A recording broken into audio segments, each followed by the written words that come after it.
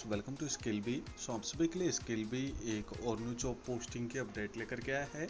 Automobile electrician पद के लिए वैकेंसीज रखी गई हैं। असलम गुलाम ऑटो रिपेयरिंग गैरेज कंपनी की तरफ से वैकेंसीज हैं। 1300 दिरहम आपको सैलरी दी जाएगी एंड टोटल 2 पदों पर ये ओपनिंग्स रखी गई है। सो 2 से 4 साल का एक्सपीरियंस आपके पास में होना चाहिए। तो भाई आपकी जॉब लोकेशन रहेगी यूएई में, आपको जॉब प्रोवाइड की जाएगी। ओनली मेल कैंडिडेट अप्लाई कर सकते हैं एंड ऑल नेशनलिटी वाले कैंडिडेट इस पद के लिए अप्लाई कर पाएंगे। सो बात कर लें हम जॉब डिस्क्रिप्शन के बारे में, तो ऑटो इलेक्ट्रिशियन पद के लिए 2 पदों पर ओपनिंग्स रखी गई हैं। ओनली मेल कैंडिडेट अप्लाई कर सकते हैं, एनी नेशनलिटी वाले कैंडिडेट अप्लाई कर पाएंगे। मिनिमम 2 साल का यूएई का एक्सपीरियंस आपके पास में होना चाहिए। 1300 दिरहम आपको सैलरी दी जाएगी। फ्री अकोमोडेशन एंड वीज़ा आपको कंपनी की तरफ से प्रोवाइड किया जाएगा।